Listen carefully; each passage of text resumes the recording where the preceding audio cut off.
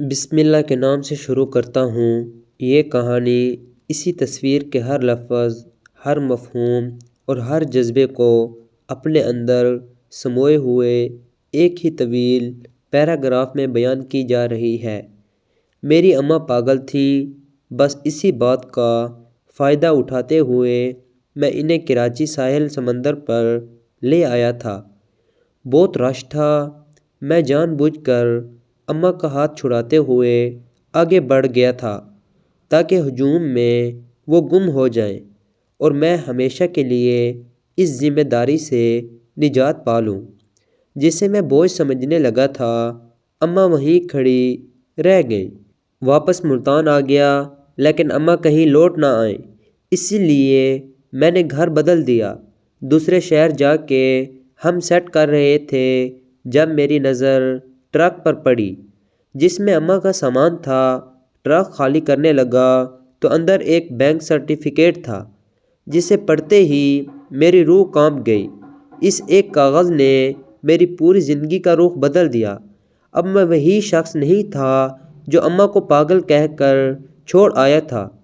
اس لمحے میں نے جانا کہ اماں پاگل نہیں تھیں بلکہ میں اندھا تھا۔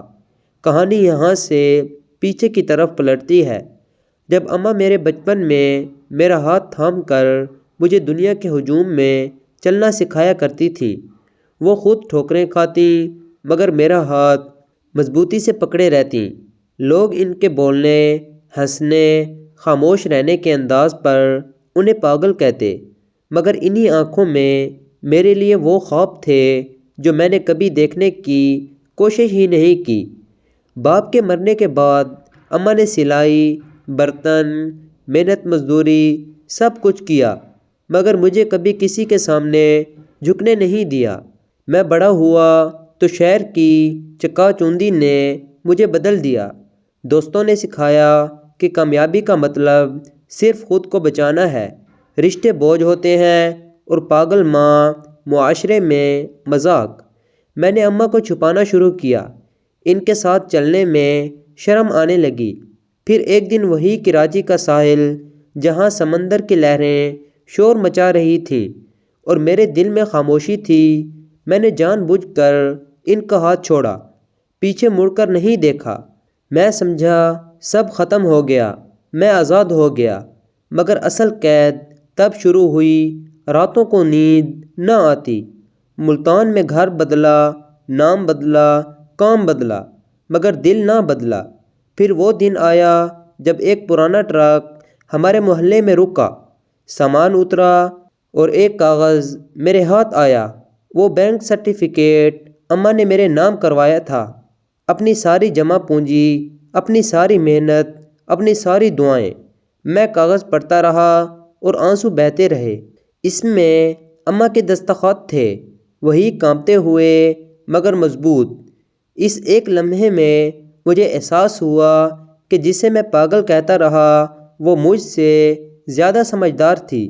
اس نے جان لیا تھا کہ ایک دن میں اسے چھوڑ دوں گا، اس لیے اس نے میرے مستقبل کی فکر پہلے ہی کر لی۔ میں بھاگتا ہوا کراچی آیا، ساحل، پولیس، ہسپتال، در در، مگر اماں نہ ملی۔ شاید سمندر نے انہیں اپنی آغوش میں لے لیا تھا، شاید وہ کسی گوشے میں دعا کرتی دنیا سے رخصت ہو چکی تھیں۔ میں نے پہلی بار خود کو واقعی پاگل محسوس کیا کیونکہ میں نے ماں کو بوجھ سمجھا۔ کہانی کے آخر میں اس ساحل پر بیٹھا ہوں، ہاتھ میں وہی سرٹیفکیٹ، آنکھوں میں ندامت اور دل میں ایک ہی سبق کہ جو ماں باپ ہمیں دنیا کے ہجوم میں ہاتھ پکڑ کر چلنا سکھاتے ہیں، اگر ہم انہیں بیچ راستے چھوڑ دیں تو کامیابی، دولت، شہر سب بے معنی ہو جاتے ہیں۔ اصل پاگل پن محبت کو نہ سمجھنا ہے اور اصل عقل ماں کے قدموں میں جنت کو پہچان لینا ہے۔ اس کے بعد کہانی کا دردناک تسلسل یوں آگے بڑھتا ہے کہ میں ہر روز اسی بینک سرٹیفکیٹ کو ہاتھ میں لے کر بیٹھ جاتا، جیسے وہ کاغذ نہیں بلکہ اماں کی آواز ہو جو خاموشی سے مجھے پکار رہی ہو۔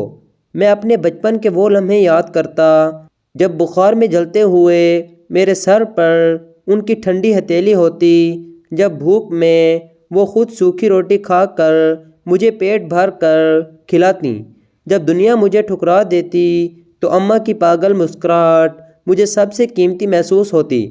مگر میں نے وقت پر اس نعمت کی قدر نہ کی۔ ملتان کی گلیاں، کراچی کا ساحل، سمندر کی لہریں سب اب مجھے تانا دیتی محسوس ہوتیں۔ میں جہاں جاتا مجھے اماں کی پرچھائیاں نظر آتیں، کبھی کسی بوڑھی عورت میں، کبھی کسی بھکاری کی آواز میں، کبھی کسی ماں کے ہاتھ میں جو اپنے بچے کو ہجوم میں سنبھالے ہوئے ہوتی۔ میں نے کئی راتیں اسی ساحل پر گزاریں جہاں میں نے انہیں چھوڑا تھا، شاید اس امید میں کہ کوئی معجزہ ہو جائے اور اماں اس جگہ مجھے ڈھونڈتی ہوئی مل جائے۔ مگر کچھ زخم وقت کے ساتھ نہیں بھرتے، صرف انسان کو اندر سے خاموش کر دیتے ہیں۔